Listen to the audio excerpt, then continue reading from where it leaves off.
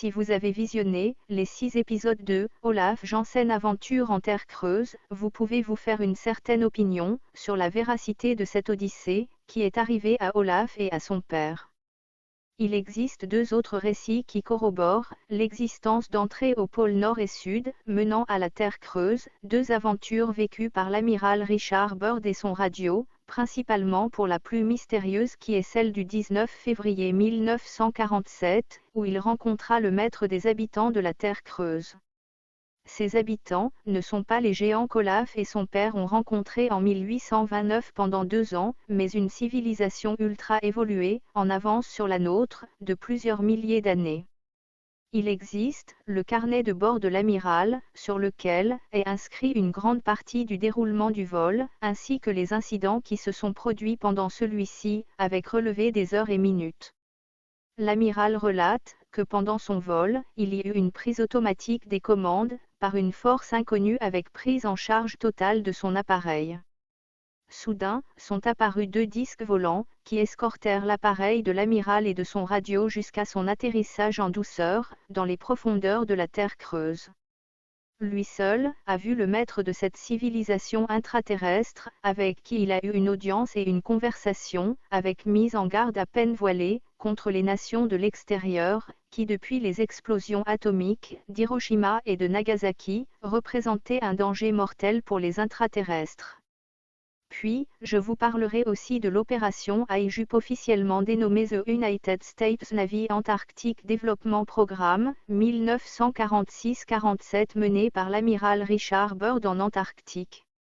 L'amiral Byrd, avec une véritable armada digne de ce nom, de navires, de sous-marins, de porte-avions, de 23 avions, de 4700 marins, qui sous le couvert d'une soi-disant mission scientifique en Antarctique, étaient sous le secret militaire, à la recherche de bases nazies installées pendant la guerre. Cette armada fut attaquée par des disques surgissant brusquement du dessous de l'océan avec des armes qui tiraient des rayons inconnus et qui détruisaient les avions, navires et en tuant plusieurs dizaines de marins. Ces disques avaient une vitesse fulgurante, qu'aucun appareil de notre civilisation était capable d'atteindre et pouvait se déplacer d'un pôle à l'autre en quelques minutes. Ce fut un terrible avertissement au monde extérieur. Cet événement dramatique fut classé top secret par le gouvernement et le président David Eisenhower, il fut imposé, en tant que militaire, à l'amiral Byrd. L'ordre lui a été donné de se taire, par le président des États-Unis et par l'organisation Majestic 12. Unités mobilisées. Eastern Group Task Group 68-32.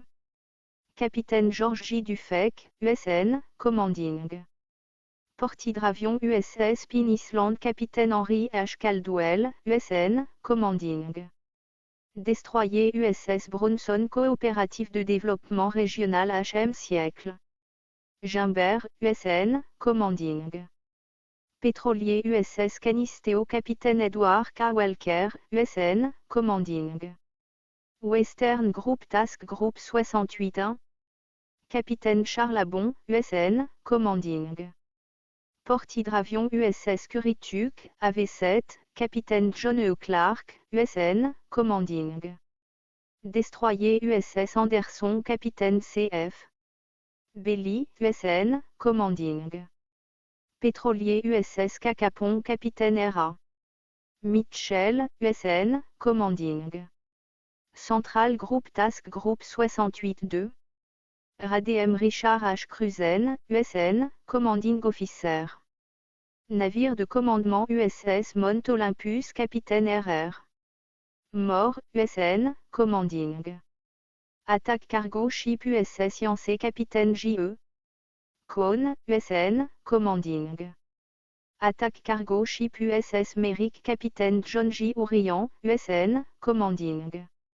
Sous-marin USS Seine Coopératif de développement régional Joseph B. Eisenhower, USN, Commanding. USS Burton Island, AG-88, Brise-Glace.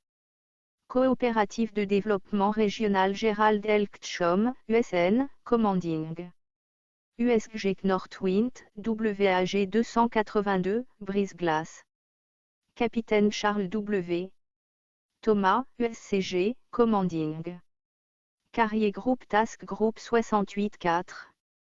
RADM Richard E. Bird Jr. USN, RET, Officer in Charge. Porte-avions USS Philippine Sea. Capitaine Delbert Siècle Cornwell, USN, Commanding.